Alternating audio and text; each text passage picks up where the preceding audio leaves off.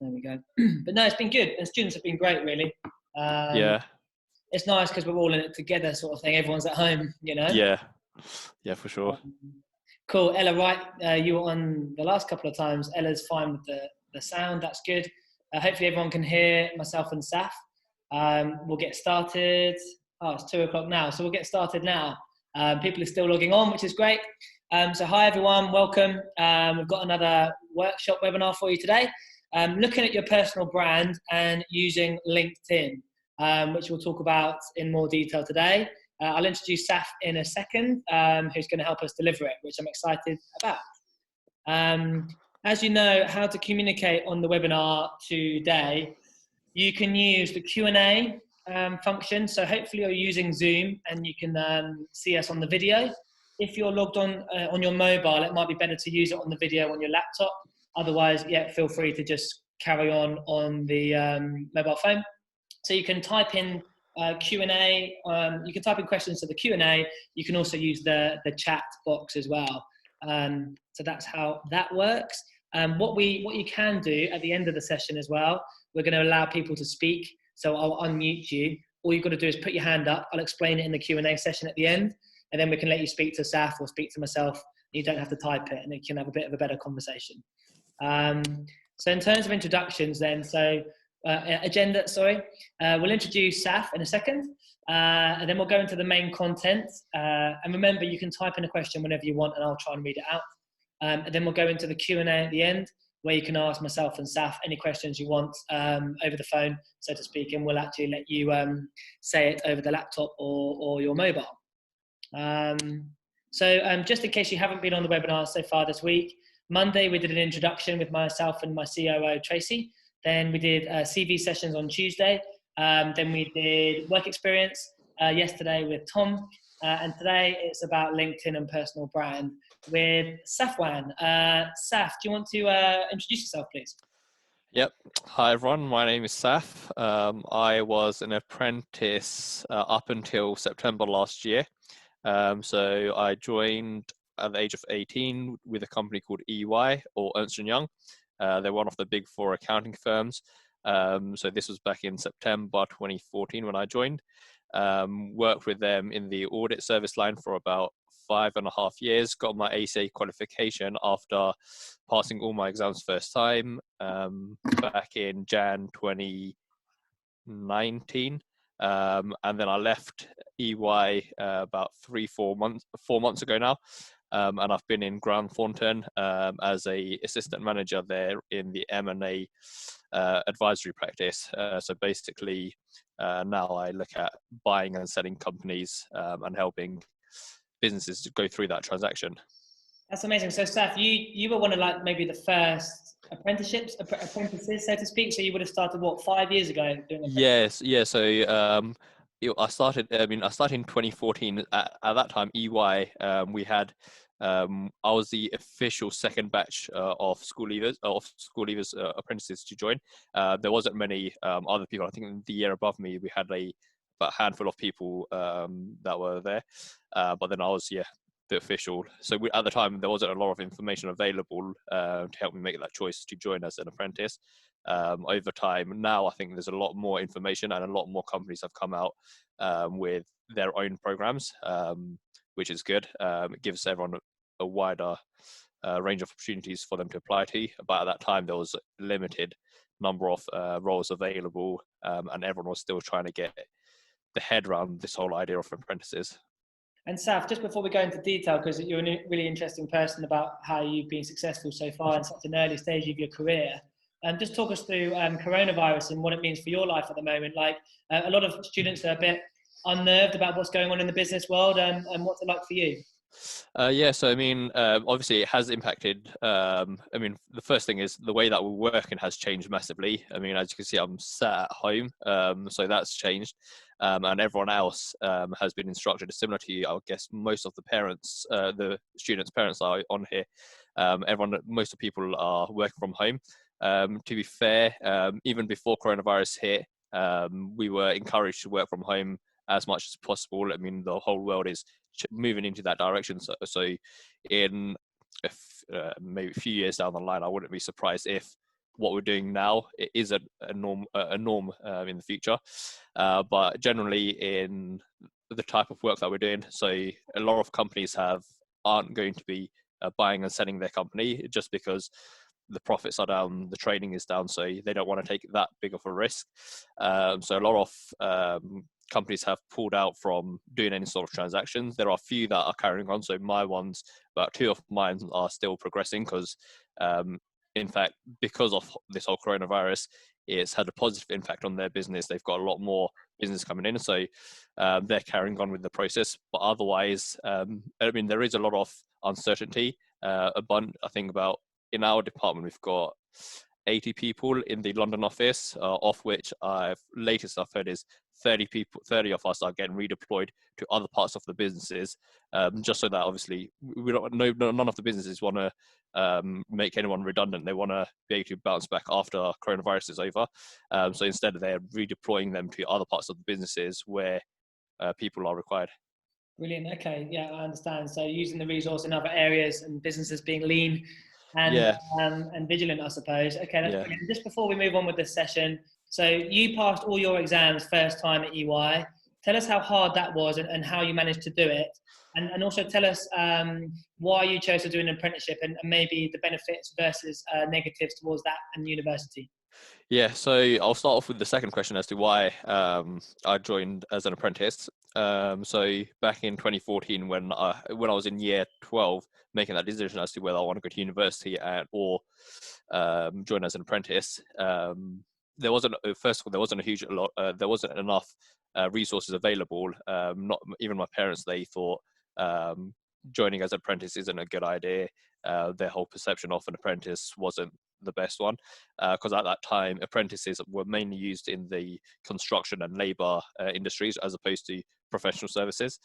But eventually, the reason why I was drawn, I went through the whole UCAS process, applied to all my universities, got the offers from all my unis, was at the same time was applying to apprentice programs. So I got offers from PwC, EY, and then a few other companies in like banks and insurance companies as well.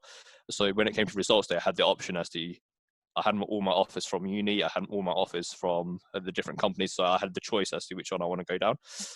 The reason why I went down the apprentice route was mainly because if I went to university, I would have studied accounting with financial maths or maths with accounting, something along those lines.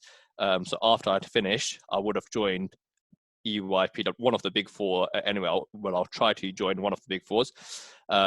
So because of that, I weighed out why I joined, wanted to do an apprentice. So if I went to university, I would have spent 3 years at university, followed by another 3 years as a grad program to achieve my ACA qualification, which is the accountancy qualification. So 6 years in total. Compared that to the EY program, which was 5 years, but if you were to pass all your exams first time, it will cut down from 5 years down to 4.5 years, 4 years and 3 months actually. So you'd save 1.5 or 1 year and 9 months if you were to go down the apprentice route.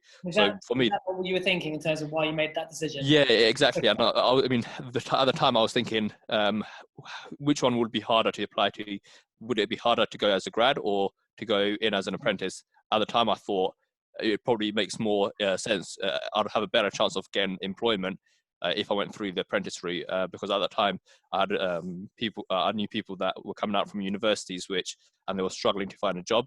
And at that time, apprentices, because it was less popular, there was less people applying for it. So the way that I thought about it, especially in my school, I went to a school in Hertfordshire, the Bishop Stortford High School, and over there they were mainly pushing towards university. That's the only thing they spoke about. The teachers, everyone was pushing everyone to go to university. So out of the whole year group, probably about 80% or 70 or 80% were applying to universities, and a handful of people were applying to apprentices. So I was thinking, okay, right now I'm competing against that 5%. Whereas if I were to go to university, that 70% that's gone to university, after they finish their degree, all of those people will be applying to grad programs. So I'd be competing against a more wider range of people compared to the smaller group that I'm competing against now. Yeah, and it's still the case now, actually. Not that we're going to go into too much detail about that, but technically you have more chance of getting onto most firms' programs if as an apprentice rather than graduate schemes because most people go to uni. Yeah, I mean, you have to think. So I'm 23 years old now, and I mean, 23 years old. So there are a few of my friends that which are coming out from uni or just finishing the masters right now and are applying to jobs. Whereas right now I've got 6 years experience compared to them, which they wouldn't have any experience at that time, or they might have 1 year because they've done a placement year or some work experience in between. So I've got a lot more experience. I wouldn't have the uh, it's nine. I think it was 9 grand. I think it's still 9 grand, isn't it, for uni? So I wouldn't have the 30 grand debt for universities.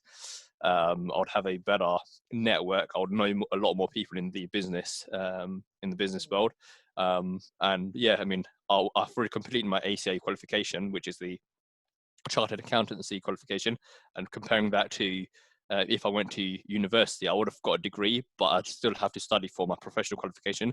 Yeah, And as soon as you got your professional qualification, your degree or anything before that kind of get trumps off. So it supersedes. So like if I'm applied for another job now, let's say I went to university and I'm applying for a job and I've got an ACA qualification, I would go to the job and I'll say that I'm an ACA qualified. I wouldn't say that yeah, I've got a maths degree because the ACA qualification already overtakes absolutely. the degree. No, it's good, and it's fair to say that I think you've got a house at the age of 23, haven't you? Yes, yeah, I bought a house about a year, just over a year ago now. But let's talk about your personal brand, Saf. Yeah, So okay, so you're in year 12. I mean, when was your light bulb moment when you started thinking, okay, I'm not Saf, the student that's just doing the textbook stuff. I'm Saf that's going to be the future Saf that we're speaking to now, and how you developed your own personal brand. What was your story? so I think it must have started, for me, it started after I joined. So probably when I was in my first year of working, that's when I was comparing myself to a lot of other people within the firm, which I joined with. And I quickly realized that some people were better at doing other stuff than others.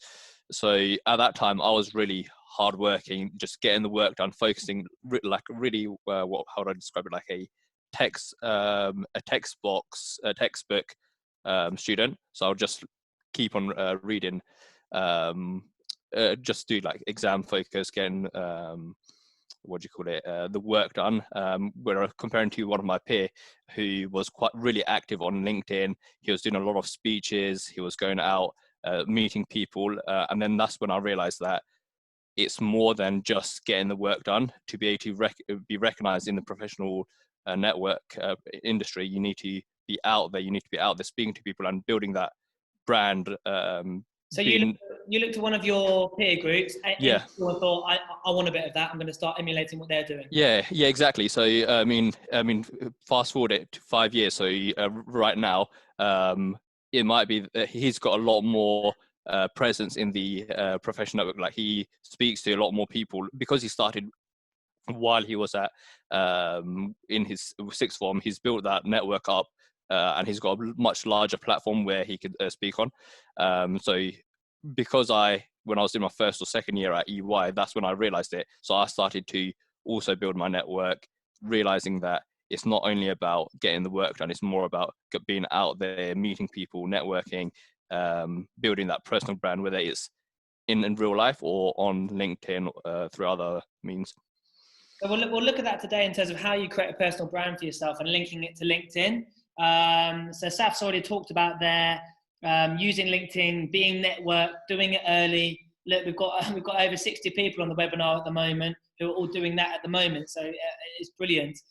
So start thinking about yourself as a brand rather than maybe somebody who's just in the textbooks getting their grades, and really trying to get yourself ready for employment.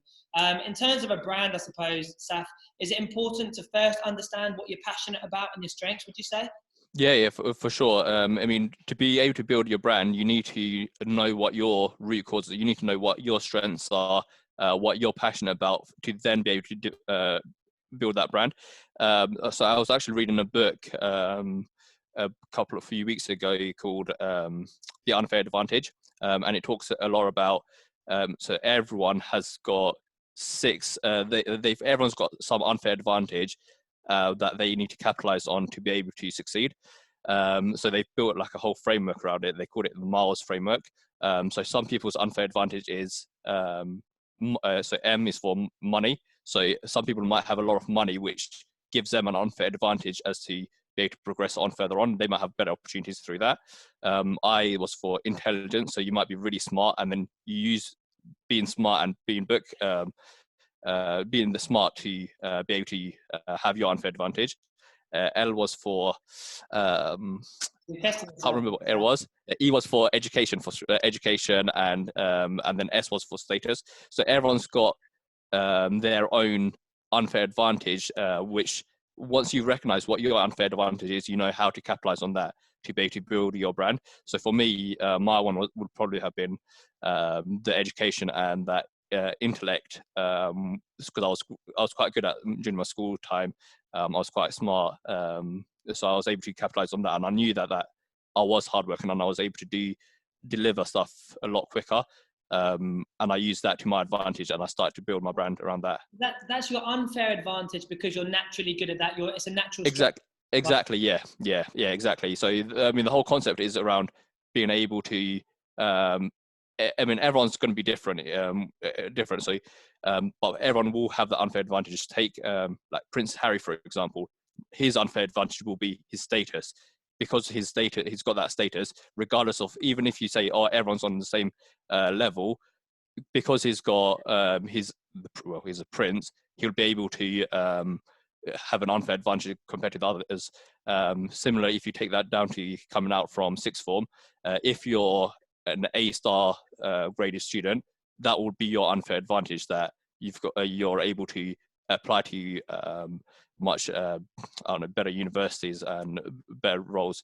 The same is if you've got connections, if you've got that brand around you, you know someone within the business, or your parents work in this big company, that again, that would be your unfair advantage, because you've got that connections. But everyone does have that unfair advantage, but you just need to recognize what yours is, and use that to your strength. I guess it's almost like we're climbing a rock, like we're rock climbing, and I'm just trying to find a few easy ways of me to get up the rock. It might be like saying money, it might be your network, it might be the school that you go to. All these little things are going to help you hopefully start progressing about where's my position in all this. Exactly. So even when I was leaving EY to go to join Van Thornton, I mean, at that point, then I again had to assess what my unfair advantages were. And for me, it was, I'm still 23 years old, and I've already got 6 years experience. I'm ASA qualified. I passed all of my exams first time. So that's another one. And then I use those as my unfair advantage to progress and get the role that I'm in at the moment. And at the same time, using my professional network, I've got a bunch of people that would give me good reference. So I use that to my advantage, to be able to apply to other roles. We've just got a question here from Iba, asking about, would you recommend a degree apprentice route, as you get to experience both world you gain, but also learn? So at the time when I was applying, there wasn't many degree apprenticeships available. The only one that I was aware of was KPMG's one, where theirs one was a 6-year program. I think it's changed now because they've changed it to KPMG 365. But at the time, they used to have like a 6-year program where the first 3 years they would sponsor you to go to university, but then at the same time, so 6 months you'd spend in uni, 6 months you'd spend in the firm, and you do that for about 4 years in total to get your degree, and at the same time work towards your ACA qualification. Doing a degree apprenticeship it definitely does help you. I mean, it gets you into so degree apprenticeships are probably harder to get into compared to a pure apprentice. But yeah, you are right. You probably, I mean, if there was more opportunities where degree apprenticeships were available, I'd probably do that, given that they also contribute towards my professional qualification. Some degree apprenticeships, they just focus on your degree and that's it. They don't look at onto progressing you onto your professional qualification. So the one that allows you to do professional qualification at the same time, I'll probably apply to that one. Yeah, good point. And I just want to move on, guys. We're going to do a little bit of an exercise. I've got some Q&As coming in. So could you please type this into the chat box? Have a little go at this. So what do you want to be associated with when people think of your name? Number one. Let's just start with that in the chat box, guys, not the Q&A, because we want to keep that for questions. Saf, do you want to start or shall I? We'll have a go. Do you want to go first and then I'll jump in? You've been working hard so far. So what do you want to be associated with when people think of your name? I just wrote down a couple of things there. Really and truly, it's just, for me, it's an engaged audience of young people on our program. Like my business is, I've been doing it for 6 years to make sure that young people such as yourselves are engaged, and we can give you good opportunities to like get that platform and go and achieve what you want to in your career. So I want people to know about me as being the center of that, and the nucleus of engaged young people, such as the 60 people on the webinar today. That's what I would say about me. We've got a few things coming in. Seth, have you got one for yourself, I wonder? Yeah, for me, it's achieving results. I think there's a difference between being hardworking and being able to achieve results. You could, especially in the line of work that I'm doing, you could be really hardworking but not be able to achieve the end result. Some people have got a natural talent as being able to just achieving stuff. I mean, they could use that through like professional networking, knowing the right people, and that's how they would achieve results. So I think that's something that I would want to do, like just being able to achieve results. That could be that I'm hardworking as well, and just being able to produce a report really fast. But what's better, hardworking or achieving results, and why? For me, I would say achieving results is probably better. You could be hardworking. So, I mean, if you go into the office, you'll be able to see some people that are working really long hours. They're completely killing it. They're doing lots of stuff. But then to be able to succeed and move up the ranks, you do have to be hardworking. But it's not only about hardworking; it's about other things that you need to puzzle together to be able to achieve the results. So I mean, if I give an example, let's say you're trying to sell a business, and you spend so long in preparing the best sales document, and you spend like hours and hours, weeks, or preparing that document.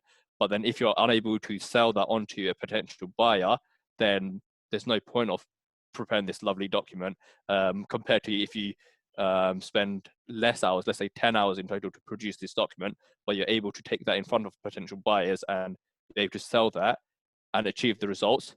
Yeah. So there is a slight difference between being hardworking and achieving results. And I think it's process versus results and outcomes, isn't it? Yeah, exactly. And businesses want outcomes. So if I'm reading your LinkedIn profile, guys, which we'll come onto in a second, and you say you're hardworking, it sounds good, but results driven might sound better, for example.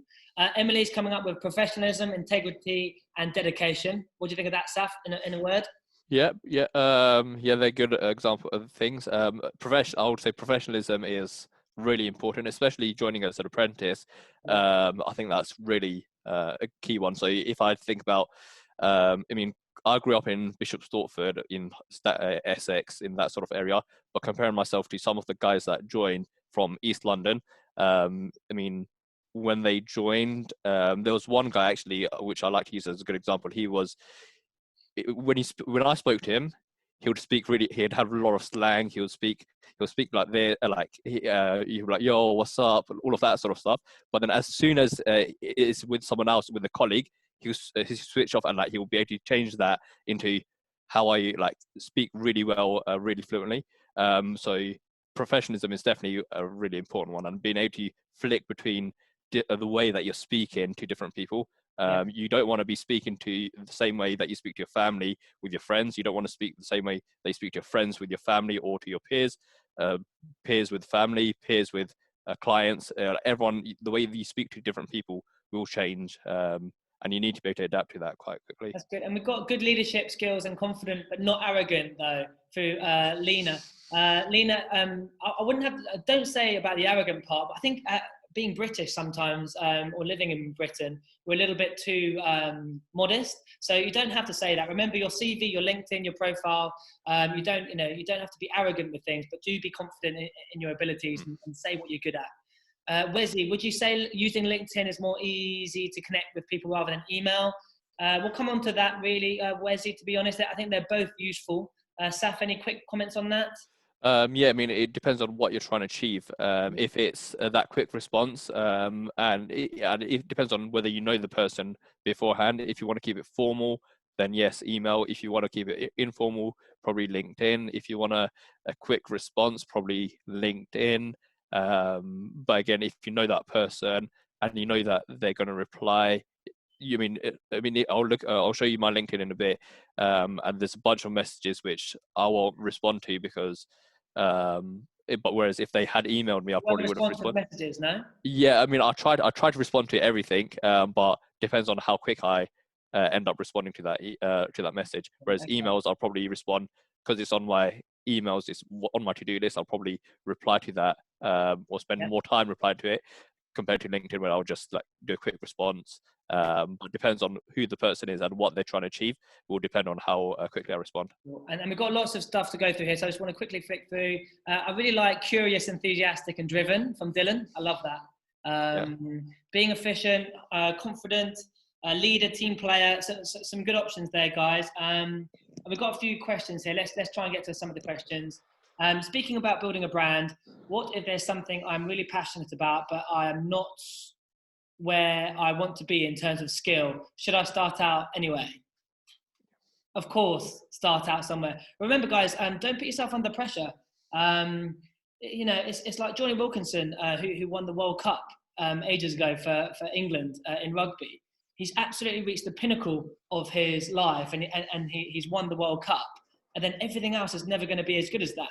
It's all about where mentally you're setting the bar. So if you've been lying in bed for 10 days, mentally, your bar is quite low. Can I get out of bed today? It's all about where you set that bar, and don't set the bar too high. Don't try and copy where Safwan's been, because he's much older and more experienced than you. But just think about the small steps for you to where you do want to get to. So always start somewhere. Would you say an apprenticeship is by far better than going to university, or is it dependent on your career path? I'm gonna answer that because I don't want to get too much onto apprenticeships today because we do that all the time. It's all about yourself. It's all about you personally. I went to university. I went to Loughborough Uni. I've got a 2-1 there. But do you know what? When I went, 71% of people also got a 2-1. Now that's 80%. I wasn't quite as maybe intelligent as Saf to be thinking, look at the numbers. Maybe I've got more chance if I do this route rather than everyone who goes to uni. But I wouldn't have done all the sport that I've done at Loughborough University, so maybe it was right for me. But that's all down to you, I would say, and your choices. But what's nice about the Pathway program is that you have the choice and you know what's going on. I just want to do one more thing, guys, and I'll ask you this, Saf, actually. Are there certain qualities you want to be associated with your brand? So you as a brand, Saf, what qualities are you associated with? Guys, list a few in the chat box as well. What qualities for you? I want to be someone that's in terms of qualities. Let me think. Probably someone, if they reached out to me, a good network. I would say that's a quality that I want to associate myself with. If someone wants something, Yeah. for me to be the first person that they think of before reaching out to anyone else, be that trusted advisor. I think that's a quality which that I want, and being trustworthy. Someone to feel confident enough to come to me with any problems, and having that confidence that I will give them the right advice for the next step, Right. whatever it is. We've got driven, hardworking, passionate. I love that. Perseverance, reliable, positive, trustworthy, resilience, reliable. I put down honest and reliable for me. I think it's really important just to be reliable. Like Saf's saying, if someone emails you, you want to get back to them. If someone's relying on you, you want to make sure that you're there for them. And if you do that in business, like for example, in my line of business, if somebody wants to get more people to apply for their roles because no one really understands them, we try and make sure that students that we know are interested can apply for them because they understand about it. And I want to be reliable with the fact that they know that they can rely on our company to engage with students. That's kind of how we work. If a teacher needs us, we're there for them. So I think that's really important, actually. So there's some good stuff you guys are thinking about how you want to be perceived in terms of your brand.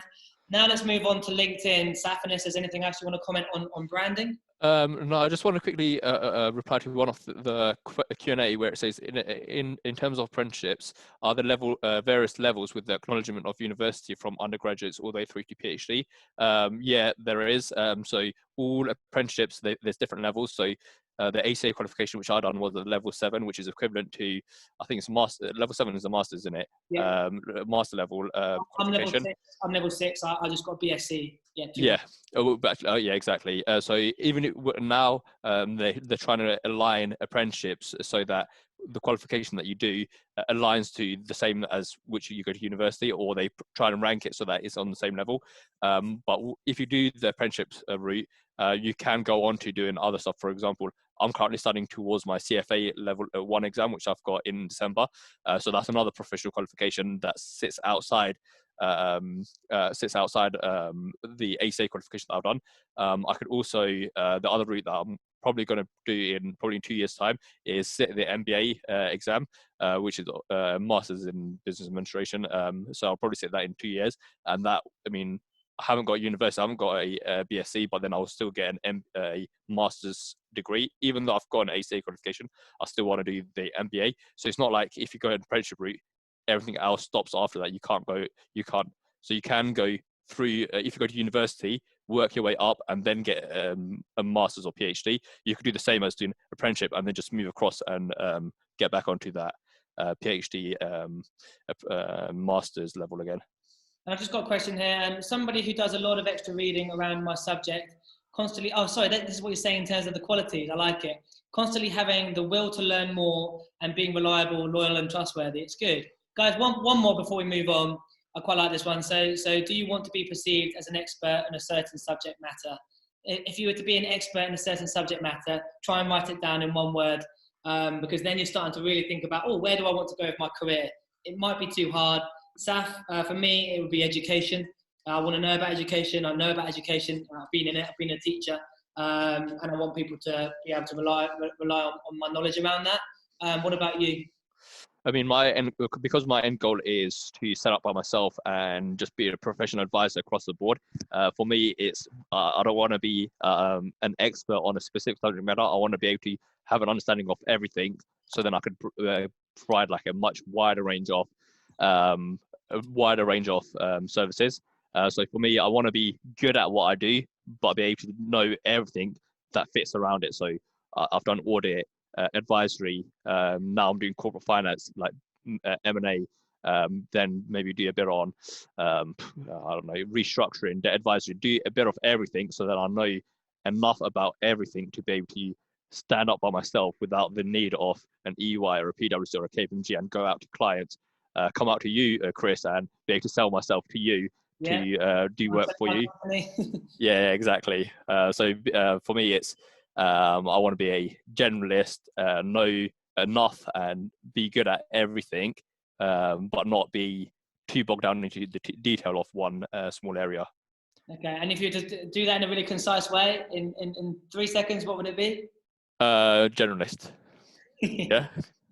Okay, we've got an all-rounder, to be honest. We've got law. Ella, make sure you're on the webinar next Wednesday. We've got a law expert coming on there. Sustainable development, private equity, law. In law, that's really focused. So a good person to know is Saf. Psychology, I want to be someone who can speak their mind on multiple subjects and have a good understanding of how the world works, approaching everything with an open mind. Technology, from Krishna. So good stuff there, guys. We're going to move on to LinkedIn. So now I'm thinking about what we want to be and what we want to do as a brand and what that means. Because remember, as soon as you leave school or college, you're not just one of the many. It's all about you now. It's all about where you're going to go. And life does, in my opinion, Saf, I don't know if you agree with me, life gets way better when you leave school or college if you play your cards right and you go and do what you really are passionate about. You don't have to do the subjects you don't care about anymore. You can go and do what you really want to do. Would you agree with that? Yeah, 100%. Yeah, for sure. Right, and a quick question here. What is the law talk you mentioned next week? We're going to send out on Friday, tomorrow, all of the content for next week, guys, and I'll tell you a little bit more about it at the end. But Wednesday's webinar is going to be about law, basically. So what is LinkedIn, Saf? Why should I be on it? I mean, LinkedIn is the platform which all professional companies, anyone that's got professional background, even students, they have that. It's basically the business equivalent of being on Facebook, Twitter, Instagram. It has the same functionalities, but recruiters use it, businesses use it to promote messages. Literally anyone uses it, but the good people that use it there are a lot of people that use it, but people use it for the wrong reasons. And being able to master why you should use LinkedIn and how you should use LinkedIn is really important, which I think we'll go into in a bit. So it's basically a professional network where. Can I just, sorry to interrupt. Can I just see, could everyone raise their hands if you can, if you've got LinkedIn on this portable thing? Just you can raise your hand. It'd just be good to see how many out of the 60 students have done it. We're up to 20. Okay, cool. 22. Maybe some people are on the phone, so they can't raise their hand. 23. So just under half, then 23 out of 60 odd. Yeah. 24. Okay, so 24 people have got LinkedIn already. Saf, that's good to know. Yeah. I'm going to lower your hands now. There we go. Exactly. So LinkedIn, it's good that you guys have already got it. Some of you, those of you that haven't, by the way, we weren't going to bore you with how to do it because it's actually so simple. You just go to LinkedIn and I'm going to send you a document on how to set up your profile, but it's very simple. A couple of things, by the way, just for those of you that have got it, you just register as a student. It's American, so they talk about CVs being resumes and all that sort of thing. So you have to put in your degree, but just put in your school. So put in your school name, put in A-levels, for example, as your degree, and then put down your main major as what you're mainly passionate about. Mine would have been sport, for example, or business. And then you can crack on from there, and then you can set up your profile. We're going to show our profiles to you today, which will be good. I've had LinkedIn probably since university. When did you start, Saf? I probably had it since I was in sixth form. So yeah, sixth form time at the age of 18. Yeah. Exactly right. And then, well, we'll look at your profile in a second. So it's ultimately Facebook for business, as you guys know. Really good. So for me as an employer, I can put out adverts on LinkedIn and I can actually search for people for specific roles, and you can apply for jobs on LinkedIn, just like you can on Indeed or any other jobs board. So that's a useful thing to do. You can search, I think, for jobs in the sense of you could, I mean, for example, Saf, I don't know if you used it, but you can find relevant people who are in the job sectors and work for the companies that you're aiming for and speak to them, can't you? Yeah. So instead of use and read or any of those, there's a function. There's that button at the top which says jobs, and you can just search for it. And a lot of more companies are using that rather than paying separately for Indeed or Read or any of the other sites. But they're just using LinkedIn instead because it's one platform that combines everything together. Exactly right. And Saf, we will have a quick look at your profile, I think, now, actually. But I'm just going to say, guys, the profile that you do set up for LinkedIn, it should mirror, I'm not sure if Saf's does, but hopefully I'm not setting you up there, Saf, but it should mirror your CV. You're looking at your CV, your LinkedIn profile. If you're applying for any work experience, apprenticeships, graduate roles, stage one of that application form for the big companies is often pretty much your CV. So you've kind of got, your LinkedIn and your CV should mean that every application stage you go for stage one, you just fill in that and copy it into that application form almost. Saf, are you okay to share your screen? And share Yeah, sure. Let me try again. I'll stop sharing mine. And let's have a look at yours and how you use it as well. Someone's just asked, are you doing any courses on business management?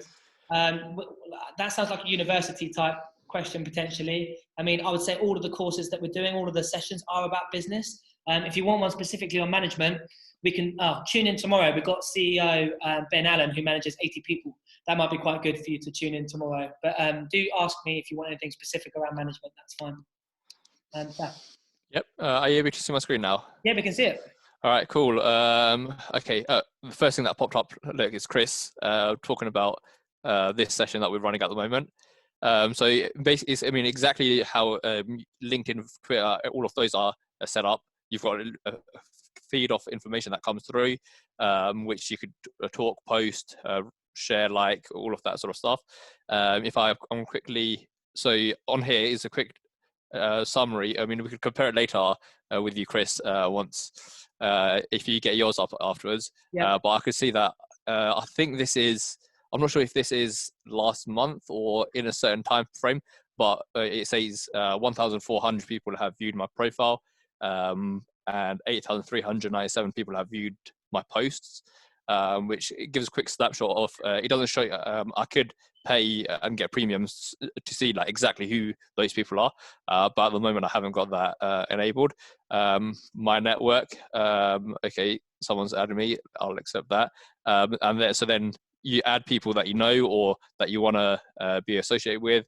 So over here I can see that I've got 2,222 connections. And people that I follow over here. Then this is a function that I was talking about, this job function. At the moment, I haven't got it enabled.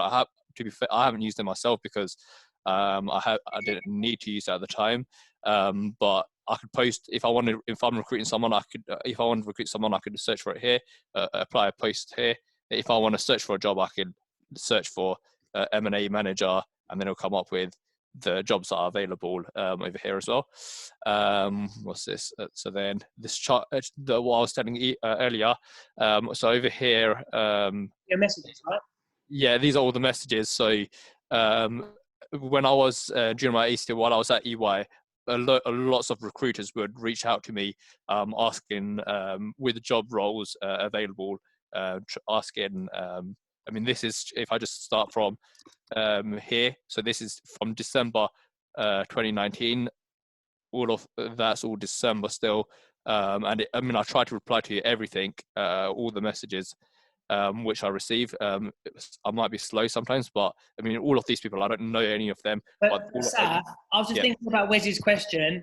It's probably quite hard for me to get your email unless I'm very, very clever and know how to work the system. So my access to you, even though you're probably going to check your email more, you might check this less, but my access to you is a bit better through LinkedIn, isn't it? Yeah, for sure. I mean, you don't have to have any of my access. You could just search for me.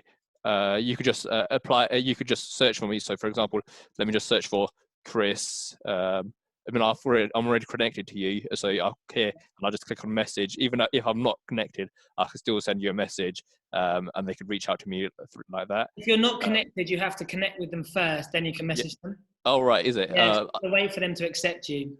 Oh, right, yeah. That makes sense. Could we just go back to Ahmed, who added you? It should go. Ahmed, if I'm pronouncing that. So you've got another one come up there. So that's another one, Sacred Hearts, another student that we work with, Hillary. Well done, Hillary. I just said to Ahmed to have a look at his profile. If you go to, could you find... do you know what the surname is? Ahmed, what was your surname? Because he's just gone now. Here we go. Abdullah. Abdul. There we go. So he says it's fine for us to look through his profile. Let's have a little look. Saf, any top tips? So I think it's quite a good top line, isn't it? Aspiring investment banker and trader. Yeah, it's clear as to what you want to do. The fair amount of connections that you've already got. Contact info. Okay, you've got your email address. Good. Quick bio. I'm assuming that this mirrors what you've got on your link on your CV on your first paragraph. Activities. Again, over here, it's quite. You've got quite a lot of shows that you've done quite a lot of different stuff. Internship. Yep. That's very impressive, isn't it? I mean. Yeah, for sure. Like, wow, JP Morgan as well. But do you know what I reckon Ahmed's done here? I think he's been quite creative. It might have been the odd day here. I mean, either you've got the best CV I've ever seen from a student, or maybe the sixth form program, which is like a 2-day program or 1 week, I think it is, for Fidelity. Yeah, so I mean, over here, if we look here, so you can see that July 2019 for 1 month, July 2019 for 1 month. I mean, there's no way that Ahmed would be able to do both of them, but because LinkedIn, you could only do it per month as opposed to per days, it comes across that you've done it for an entire month, and you don't have to specify how long you've done it for, which is good, but it shows that you're quite active, you've done quite a lot of stuff, and you've written what you've done here, which is perfect as well. And guys, if you've been on nothing in terms of placements or work experience, you can put down insight events. So you could put this down on, you can add Pathway CTM onto it and say webinar training and with Safwan or with Chris or name the webinar session. You can do, if you go to any site visits that we do, when you go and visit IBM or whatever it might be, or Grant Thornton, you can put that down as well as an insight experience. So you can be creative about filling it up. Yeah, and I mean, I can see here education-wise. So you've got what you're doing at the moment. You've stopped at GCSE, which is great.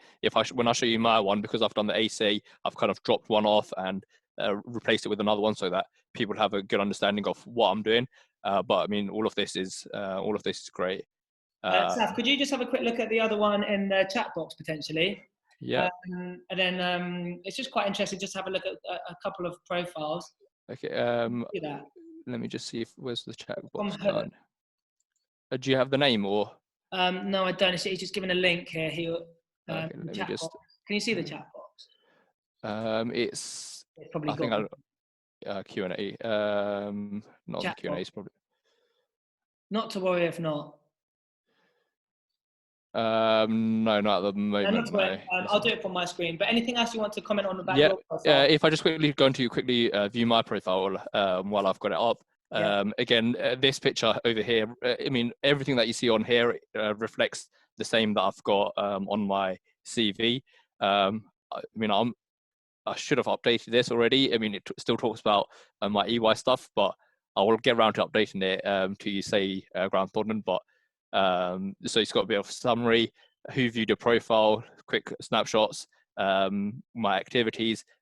I kept it quite clean and concise to show that I've worked at Grant Thornton for 4 months, EY for 5 years. I've done my ACA qualification. I've done my A levels. I haven't put my GCSEs in at the moment. And then last thing that I'm going to show is just the posts. And over here, now you'll see the real power of LinkedIn. So I'll show you, take it to, like, for example, this one was 2 weeks ago where I had done another event with Chris. I mean, 8,300 people have seen this post, 96 comments. Okay. I'll take you down to this one. I mean, this is the day that I left EY. Yes, a bit of a pout. Don't look at that far. But I mean, I've given it a thing. I've put some hashtags in, and then that end up with 157,000 people have seen it. 1,400 people have liked it. 84 people.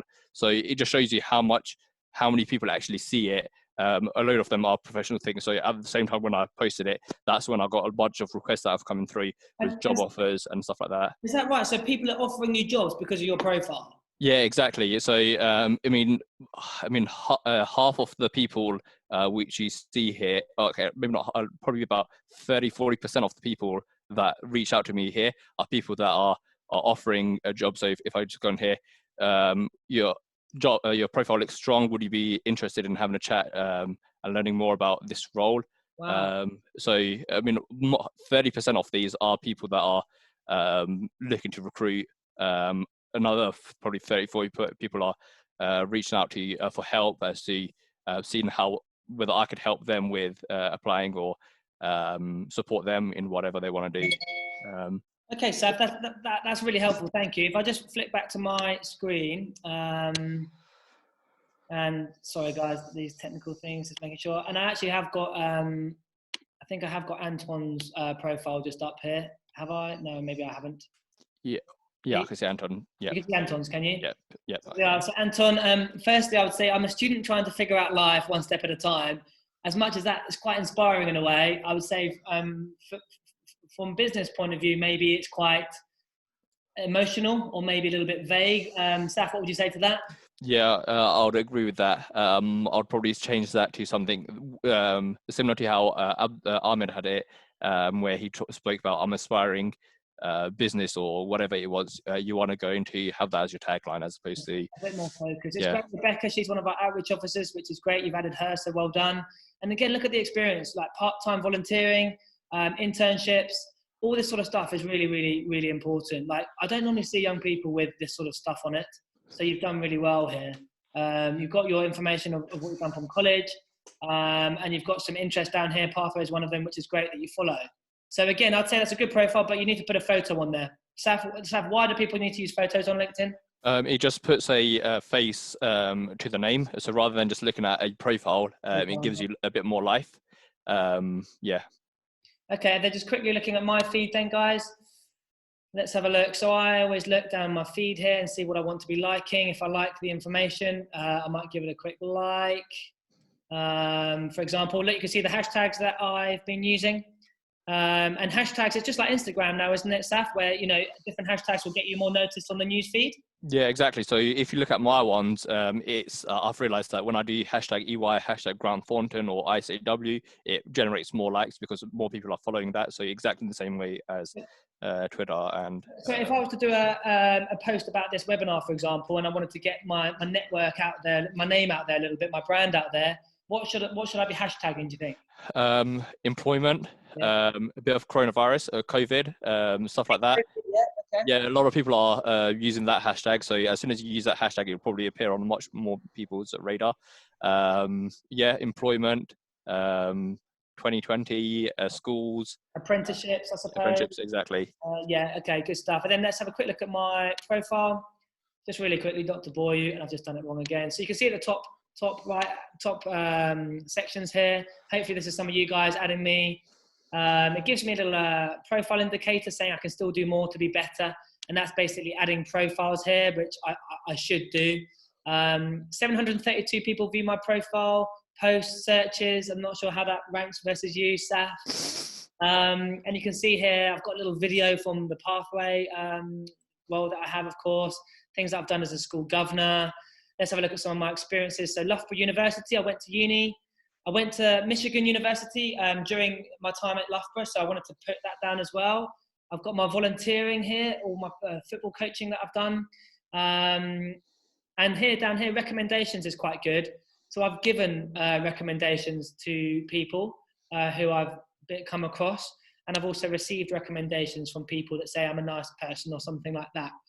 That's quite a good idea, I would say. If I'm a young person now, Saf, my strategy would be set up LinkedIn, add people such as yourself. Anyone, by the way, anyone that you meet, add them, I would say. I'm adding people who I find interested, and I'd probably ask if I knew the person for a recommendation. What do you think, Saf?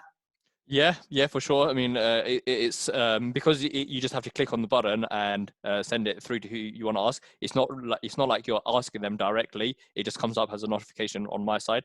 So it's not like, hey Chris, could you please give me a recommendation? It's not like that. It's just like a pop up, and then it's got stuff which I could type in something quickly, and it takes away that awkwardness. But then if I'm looking at like Chris, let's say I want to hire Chris or something, I'll look through his profile and I'll see the recommendation. I might see, okay, someone from Lloyd's Bank has given him a recommendation, someone from JP Morgan has given him a recommendation, and then I'll use that to judge him as a person. And I just sent you a recommendation, Saf. So yeah, but I'll fill that one in and send one through later on. Big things. Okay, I just want to wrap up because hopefully it's been interesting. We need to get to your questions, really. Let's get to questions and just flick through. We're going to flick through this really quickly. Yeah, look, guys, this is why you should. Can you see the PowerPoint now, Saf? Yeah. This is why you should set up LinkedIn. It's really important. Get it done. We've looked through the profiles. Be honest, again, with your CV as well. Be honest about what you've done. But you can always exaggerate it a little bit, like Ahmed did, for example. The minimum you can put on is a month, and even if it was for a day, you know, technically maybe you can still make it sound like it was a little bit bigger than it was, but you're not lying. Professional, you know, photo. Anton, you need to put a photo on your profile to make it more approachable and more honest and open, I would say. And again, just on that, on the picture, make it a professional picture as opposed to having a picture of you, I don't know, on the beach somewhere. Have a professional picture. Like if you were to go to a interview and you'd be wearing like a suit or a tie or a shirts or something, try to have it to reflect your person. Yeah, absolutely. So professional. To be fair, guys, I'm probably flicking through this a little bit quickly. We can send you the recording of this. List your experience. So remember, set the bar low. You haven't got that much experience, although Anton and Ahmed seem to have loads. But literally, if you've got no work experience, absolutely nothing, just doing something on the top to say what you are focused on and where you are going to go from now. I am passionate about this. I love reading books about this topic, about psychology, and I want to meet people who are like-minded. You know, then you can go and search psychology. You can go and meet people and link up with people who are interested in psychology, for example, and then get to know them and ask them maybe for a 5-minute phone call, or could you get their email address? There's so many different ways of connecting. What you can do, guys, is add Pathway CTM on LinkedIn as well. And by all means, some people do this cheekily. They say that they work at Pathway CTM because they've come on like an experience day with us. Like, I accept that because I think it's using your initiative and it makes your profile look better. So let's go to some questions now. Saf, you're going to help me out because we're a bit behind on questions. Yep. Wow. So I'm going to say, is the LinkedIn profiles, in the LinkedIn profiles, can I put any online courses? Can I put any online courses I've done? Yes. Saf, agree? Yep, definitely, yep. Whack them down, definitely. If you have a weekend job, even if it's no way related to the career you're hoping to do so, is it worth putting on your LinkedIn profile, Saf? Yep, the same as on your CV, you'd put it on your CV, then put it the same on the LinkedIn profile. What's the schedule for the rest of the week? Saf? No, you don't know that. No, the schedule will go out tomorrow. Tomorrow we've got this, guys. Let me just show you. So we will send you the LinkedIn handout after this webinar. We'll also send you both of our pages that you can add us on LinkedIn and a short survey. And then tomorrow at 2 o'clock, I'm interviewing a CEO about how they're handling coronavirus and how you can start a business from nothing. So hopefully that'll be quite interesting. Any more questions here? What kind of photo should you have, Saf? Is there anything you should avoid? Yeah, like I mentioned before, something professional. If your a future employer wants to see you, how would you want to see them? How would you want them to see you? So yeah, something that's clear, a right amount of just a face, not your entire body. I'd probably say, but I mean, again, it depends on the type of role you're applying for. I mean, let's say if you're interested in, I don't know, sports or something, it might even be you playing your sport. But in the professional environment, it will just be like a headshot, smiling, just see enough of you. Wearing my ones, I'm wearing a suit, the whole tie and everything. But I think Chris, your one's slightly different. I think yours is you doing a presentation, right? Yeah, I'm speaking to students on a desk. Yeah, exactly, and that's what you want to be associated yourself with. So that's why you've got that as your profile picture. So it changes to depending on the type of role that you want to go for. Or you could be like Saf and pout and get loads of likes for it. Hey, Jason said, should I be frequently posting on LinkedIn, Saf? I would post something that's relevant. When you see a lot of nonsense people that post, I probably end up not unfollowing them or remove them from my timeline because just blocks up my feed. But stuff that are relevant, some stuff that is important, something that if someone was to read it, they'll be inspired. They would get some sort of information out of it. Post those sort of stuff. Don't post random stuff like you just post on, I don't know, on Facebook saying I'm tired or going football, stuff like that. Avoid stuff like that. Try to keep it relevant, something that people would actually be interested in reading. Yeah, absolutely. And guys, you're asking for our LinkedIn profiles. You can just search our names in LinkedIn, but I'm going to send a link to both of our profiles on the email afterwards. Okay. One of my best experiences are hidden from the show more category. How would I allow my profile to show that experience?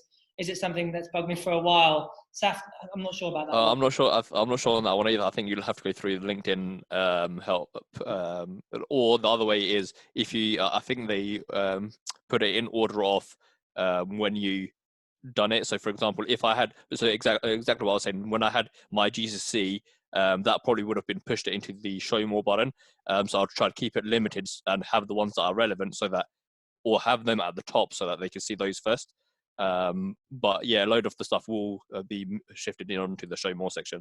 So keeping stuff that are relevant is important. Pick a question and do it after me. We'll go through these. All right, cool. What if I'm confused about what I want to do in the future, i.e. engineering, physics, finance? What should you put in your profile? If you're confused about where you want to go in the future, ultimately keep it open and don't focus it, and keep it about you, your passions, what you enjoy, and then start figuring it out. Remember, you don't have to know where you want to go yet. This is the whole point. But just by creating a LinkedIn profile, creating a CV, turning up to webinars, meeting people, speaking to people like myself and Saf, then you'll start figuring it out, and then you can be a bit more focused. So keep it open. Yeah. On the next one, how would you build up my network if you're not employed in a certain industry? Surely professionals would not really want to network with students. Again, similar to what Chris just mentioned, attending these events and then adding those people, the people that you meet. Just, normally before I go to meet someone, I'll probably add them beforehand, or after I've met them, I'll add them. Similar to what you guys will do, like whatever any events that you go to, just add them. I mean, you saw like on my network, anyone that adds me, I'm not going to reject anyone. Everyone will accept people because it builds up their own network. So don't be afraid to add. Like, I mean, I follow like Richard Branson, Alan Sugar, all of those guys. I'm connected with them. I don't know the guys. They don't know me, but I've still got them. I'm connected to them. And it Just so doesn't that I matter, can right? You shouldn't be ashamed because you don't know them. Yeah, exactly. Yeah. Fine, fine. Is LinkedIn suitable for career paths such as politics and economics? As I've always heard that it's mostly used by those in careers in the STEM route. So is it for politics and economics? Yes. LinkedIn's for everything, guys. I know people who are in dancing who have LinkedIn because they still want to be used for certain roles, and they know that some of the casting directors use LinkedIn. Any type of role. Professional football players now and rugby players have LinkedIn because at the end of their careers, they know they're going to have to get into the world of business. And remember, business can be creative, it can be the arts, it can be social media, it can be everything that you don't normally think might be business because you haven't selected business at school. Business is everything that we do. So yes, use LinkedIn for everything. How do you shape and direct your LinkedIn profile if you don't know what job you're aspiring to have? Again, I mean, similar to your CV, if you don't know what you're going to have, it's not like you'd create new CVs each time you apply to different roles. You'd have one CV. I mean, you might tailor it a bit, but you'd have one CV that talks about, I'm this type of person, I'm hardworking, I'm this. So your LinkedIn, again, would mirror what you say in your CV. Just building like that, and anything for the time being, because you're everyone here that is a student, just having on there the qualifications, the stuff that you all the qualifications that you've done, just having those listed out. And then there is a way that you could add interest to show that you're passionate about some people. I mean, I saw on Ahmed's one earlier that he talks about blockchain and that he's interested in the blockchain technology, in cryptocurrency, all of that sort of stuff. Again, you might not think that it's relevant, but when I saw that, I've got my own interest in blockchain and cryptocurrency, and I do quite a bit of work on the side on that. But just by seeing that, I'm like, okay, this guy actually probably knows more about stuff that he's coming across, and I'll probably, if he was to reach out, I'll probably still speak. I'll probably reply and engage with him on that. Because it's relevant. Guys, I'm just for anyone who does want to log off now, because it is at the top of the hour. So tomorrow, check your emails tonight, because we've only just arranged this. Normally, we're going to do Monday to Thursday, 2 till 3 webinars every day. On Monday, for example, I know that we've got someone who works at Sony Music and is a DJ and looks after the Ministry of Sound label, basically. So that will be Monday 2 till 3. Tuesday, Wednesday, Thursday, we've got other content which I can't remember, but we're going to send that out to you tomorrow. But tomorrow we've got an interview with the CEO. It's not going to be a presentation PowerPoint, it's going to be an interview. So do sign up for that when you hopefully see it later on today. Okay, and then other than that, guys, add us on Instagram. We've started a TikTok account, which we're trying to get some cool stuff going. Add us on TikTok. Saf, you on TikTok? Probably not. No, not at the moment. No, just at the moment on LinkedIn. For this keeping it focused. But do add us on Insta, because we're going to be doing some Insta stories. This is only really week 1 of quarantine, isn't it? So there'll be lots of stuff happening. We're going to continue answering your questions. For those of you that aren't interested in these questions, we're going to answer. You guys can log off. Saf, you got 5 more minutes? Yeah. I could carry on answer these questions. So one, should I use my school or home email? Put your home email, your personal email, as opposed to the school. I mean, as soon as you left your school, you're not going to have access to that email. But when you do use your personal email, have a appropriate one. Don't have something like, I don't know, Princess94 or whatever. Have something professional. In my one is Saf112. The 12 doesn't mean that. 12 is because I'm born on the 12th of June. That's why I've got 12. But I wouldn't put Saf196 because that gives away that I was born in 1996. So keeping your name, keeping it professional out there. Don't put anything like I Josh can't think of anything said, else. I don't know many people with LinkedIn accounts. How can I get more connections? Ultimately, it's about searching things really. So you've got me, you've got Saf to start with. Then I would look on the companies that we work for. So Pathway CTM, I'd add everyone from there. For example, I'll click on the company, type in Pathway CTM, follow it, and then you can add everyone in that company. Similarly, if you're interested in Grant Thornton or what Safwan's talking about, you can add Safwan and then look at Saf. Can't I look at your connections and see who you're Yeah, connected with? yeah, exactly. You could click on my connection and look through it. And the other thing you could do is when you click on at the top my network where people add you, it comes up with suggested people. So my one at the moment, I'm just looking at it. It says people you may have worked closely with, and it's got a bunch of people from Grant Thornton and EY. The next section says people you may know at Grant Thornton, and it's got a bunch of people there that I could add. People you may know from ICAW and so on, and the list keeps on going. People that live in London, so it keeps on in accounting industry, like it keeps on going on and on. So you're never going to lose. You're not never going to have the situation to see, oh, I don't know who to connect with if I don't know them. There's always people in that sort of field, which is why when we were talking about your interests, I mean, if you did like blockchain, for example, or you liked accounting as one of your profile, the people that are suggested will be people that are linked to accountancy or blockchain and so on. So that's why it's important to tailor your profile accordingly. Good stuff. How can you stretch the skills and endorsement section when you don't have much experience? So yeah, how can you stretch the skills and endorsement section when you don't have much experience? Seth, what would you say to that really? Isn't it just going back to just listing what you are passionate about and filling in what Yeah. you can? I mean, I would say have a look at other people's. I mean, you guys that are on here. I mean, you'll have other people in your classmates that are good at you. I mean, you probably know one person that's really good on LinkedIn. Like I know one person which I try and imitate and like follow my structure the same as him. So I'd look at his and whatever he's got, I know that I do the same as what he does. So then I'll try and mirror that. Obviously, try and keep it unique and quite different. But again, using someone else's one as a baseline to follow. Yeah, well said. It was more around business management degree apprenticeships. Oh, that was the question. Business Oh, management degree apprenticeships. Yeah, look, again, email student at Pathway, which is up on your screens at the moment, and then we can get in touch with you directly. There's I think I said it yesterday. KPMG, BDO, Accenture. They're all doing apprenticeships around business management, technology, finance. So have a look at that. yeah, and the question that you previously, like, how can I go from apprentice into that stuff? So, I mean, the MBA is a business management course. So, even though I've done all my apprenticeship in accountancy, I can still go in to do a master's in business management. This is a great question. I should have mentioned it from Krishna. Good job that we've still got 40 people online. Saf, you mentioned keeping in touch with people. How often do you keep in touch with people on LinkedIn? Can we talk about the Excel spreadsheet? Right.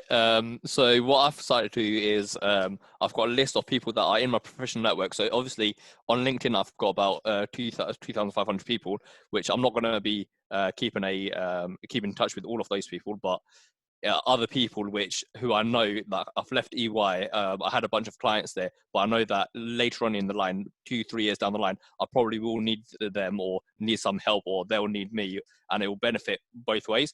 So I have like an Excel spreadsheet which lists out. At the moment, I've got about 40 or 50. I haven't worked on it since I last spoke to you, Chris, but I mean, I think I've got about 30-40 people on there who I know that in the future I might need them or they'll be able to help me down the line, and then I would every 2-3 months I'll make sure that I meet them face to face, so I have a constant flow of people which they know, they remember me, and I kind of track when the last time I spoke to them or last time I had a coffee catch up with them, so I mean, Chris is on there, I Basically, think. you track your networking. Exactly. I mean, it's a bit OTT, I but love that. it's a way for me to know that in the future, like, I mean, I've now, because everyone that I started off with, if I started back when I was in sixth form, I probably would have had a load more people that went on to become doctors, that went on to become in the Yeah. fire brigade, police, all the different service line. But because I only started 2 years, actually a few months ago, I started putting together that list. All of my people are the people that started off in the accountancy world, that I knew during my work career, who have now gone on to doing different stuff. Like some people have gone into private equity, some people have started their own business, some people have gone into law and whatever. So everyone down the line, I probably will need to use. I would probably need the help. So having that professional network is really important. Let's see. I've got 7 questions here. Like I'll be asked, maybe try not to ask too many more, and then we'll wrap up. How often should you change your LinkedIn profile tagline? As a young person, I'll be changing it probably every year, really, because you're hopefully moving forward in what you're doing every year. For me, hopefully, I don't have to change my job, so I'll keep it the same. Does that make sense? Should you add MOOCs to your profiles? What is that, Saf? Mocks? Not sure. I'm not sure what MOOCC stands for. Maybe ask us say what that is. We're not too sure what that is. If you connect with people you don't personally know, do you always need to send them a message to introduce yourself? Saf, what would you do? I probably would. So when I send it out, I mean, the normal one, whenever you add someone, a standard message which LinkedIn comes across does is, "Hi, I would like to add you as part of my professional network," or something along those lines. So you have a standard one, but some people do amend it so that it's more succinct. So, for example, some people that reach out to me and say that, "Oh, I've got an interest in M&A. I would like to have you within my professional network," and that kind of gives it a bit more of a bespoke or more targeted message as opposed to having the generic one which LinkedIn sends for you. Thanks. And we just found out it's a massive open online course. So it's an online course, it's a MOOC. But yeah, any sort of courses, guys, put them on LinkedIn. Put them on. Hopefully you can add like the company to it so you've got the nice little logos for it.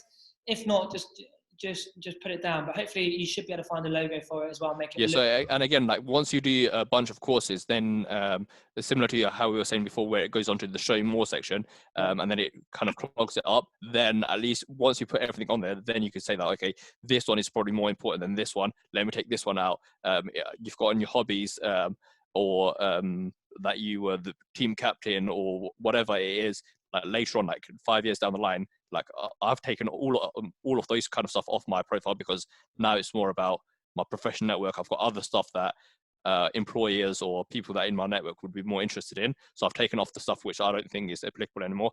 So as you build your profile, have everything on there first, and then as you progress down the line, take stuff off eventually. Guys, we've got another webinar kicking off for construction students in a second. So let's just try and flick through. Guys, you keep giving more questions. That's unfair. Okay, in terms of degree apprenticeships, how key is your time management skills and managing the workload? Is it something you need to be already have doing or learning over, or can you learn it over the course? I mean, you will definitely learn it over the course. Like as you join, you're not going to be thrown in straight away. Everyone appreciates that you just came up from school, so you are helped. You're given a buddy in the year above you that's been through the program before, and they work with you to help you develop those skills. I mean, they're not employers aren't expecting you to be a whiz kid coming out at the age of joining them at the age of 18. They appreciate that you haven't worked in a professional environment before. So yeah, they do help you to nurture you into a certain way of working. And Saf, can you look at that top one in the Q&A and see if you've got an answer for that? I'm just going to go to the next one while you have a look. How would you reach out to get work experience via LinkedIn? Should you message employers? So it's all about the person, okay? So again, you've got to think, what do I enjoy? What do I like? What am I interested in? Do the research in the companies. Now I like this sector. I want to look at all the companies within that sector. Now within that company, I'm going to go on LinkedIn and start searching people. So for example, what I do on Google, right? I will type into Google, let's say I want to approach, I don't know, HSBC, right? I'll type in HSBC, LinkedIn, and then it will come up with everyone on HSBC and LinkedIn, and then I'll start clicking on their profiles. Or what I would do, because I want to speak to someone maybe that I'm trying to connect with, I might be like HSBC, head of recruitment, LinkedIn. And those 3 things will then hopefully bring me to the number 1 person for that. So you might want to go head of department, community affairs at UBS Bank. You see what I mean? And then you can start trying to speak to people, or work experience coordinator in a certain company. And you can start just Googling, having a little look, and then ultimately connecting with the right people. And asking for work experience or a phone call or something to get you in with them, you know? And, on that first question, in terms of finances of the world of working tax, does the money directly go to the business or to the government as a payee? Not 100% sure I understand the question, but I think it's saying that for your income tax, so the business, instead of paying you, they'll pay directly to the government. Alternatively, if you're talking about VAT, then the money goes to the business, and then you net it off with the money that you owe and the money that you're owed from the government, and the net amount the business will pay it to HMRC, to the government. We'll try and tick off these ones. By any chance, are there any law webinars? Yes, next Wednesday is our first one. How long would you reach out to get work experience via LinkedIn? Should you just message employers? I've done that one. But guys, by the way, I wouldn't actually just say, give me work experience. I would say, I've researched, I found your profile, it'd be great to add you. Then you add them. Then you say, hi, thanks for accepting me. I'll be really interested in learning more about you. Maybe you like some of their posts and get in their head a little bit. Then maybe you ask them, look, I'm an aspiring lawyer or aspiring business person. I'd love to have your email and try and meet up for coffee or a 10-minute phone call, something like that. Would you say, Saf, that's a good idea? Yeah, for sure. I mean, with the people that are reaching out to me, the people that I do respond to, other people that go through with that. Like, I mean, if I've got a bunch of messages that come through, but then the people that I keep on seeing as notifications saying that this person's liked it, this person liked it, I'll probably be like, okay, that name rings a bell. So then I'll make sure that I reply to them first. Tech webinars. Yes, we will be having some tech webinars coming up, but thank you for asking. About events management, actually, that's interesting. No, we haven't, but if you want to speak to Pathway, Student at Pathway, we do events all the time. We'd love to speak to someone who's interested in events management to help us out. Is it okay to have an empty LinkedIn profile at the start? Does it look unprofessional? Saf? No, I think it's fine. But then as soon as, I mean, everyone that has a open up their LinkedIn account, it's going to be empty for the first bit. Before going around and adding people that you don't know, probably spend some time in updating it, or just at least let it mirror what you've got on your CV. And then, I mean, you could just start by adding people that you already know and you know that they're going to accept you regardless. But then before you start reaching out to employers or other people that you want to connect with, populate it first, or just at least have a broad template on something that you've got within there, so that they could before adding other people. Remember your photo, something about you at the top, and then as much as you can as you go along. You're only gonna, if you think it's embarrassing, it's only going to be to the 3 or 4 or 10 people that you've got anyway. But maybe do it with your mates and add each other. So then you've got 10 friends straight away. But no one is judging. And remember, you've got to start somewhere. Last question, Saf. What if I'm dying? What if there really is nothing that I've done? So I don't know what I would put on my LinkedIn, and I'm not sure what I want to do in the future. I mean, you definitely have done something. I mean, you've done your GCSEs, or you could put your GCSEs on. I mean, everyone likes something, whether it's you like playing football, you like playing, you like reading, whatever it is, you could put that on. You could always have your about me section, which talks about all of that sort of stuff. So that's one way. I mean, everyone's got a picture of themselves, so you could put the picture up. So there's always something. I mean, think about what you've written on your CV. If you've already got a CV, then that's a good starting point. Just to mirror that onto your LinkedIn profile, and then afterwards, once you see other people, you might not realize it until you see it with someone else. So, for example, when I just saw Abdullah's one, Ahmed's one, I saw cryptocurrency. Now I might even go back, and I haven't got that on my one. I might go back and that, aren't you? Sorry. You're loving that. Yeah, I mean, I love it. Like, I mean, I saw blockchain. Not many people are aware of it at the moment. So seeing that the people that are aware of it is great. And it kind of makes me realize that, okay, I think I should put that on as well. No, well done. Look, guys, they're all the questions. Saf, thank you so much. I know you've got to go and close some deals now. Ahmed, you've asked if you can tag me in a post. You absolutely can, mate. That'd be really appreciated. Well done for those 10 people or so who have already added me on LinkedIn. How many have you got, Saf, do you reckon? Let me just quickly open up. While on the call, I've had another 12 people that have added me recently. Wow, that's brilliant. Well done. But Saf, thanks so much for your time, mate. Really appreciate it. No worries. Well done for staying on the webinar this long. There'll never be an hour 20 ever again. But Saf, that was really good with you, mate. Yeah, cool. Cheers. Chris, a quick last favour for you. Could you flick back to your the title screen just for my next LinkedIn post? Okay, yeah, sure, no worries. Well, at the beginning? Yeah. Yeah, let me just get on it. Bear with me, Saf. Here we go. Bang.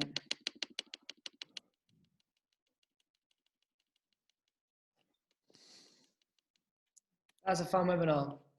Is that it? Is that okay? Yeah, that's perfect. Cool. Right then, well, we're going to get off because we're doing a construction webinar next. And remember, hope to see you guys tomorrow too. And Saf, you're a legend. Thanks, mate. Yeah, cool. Cheers, Chris.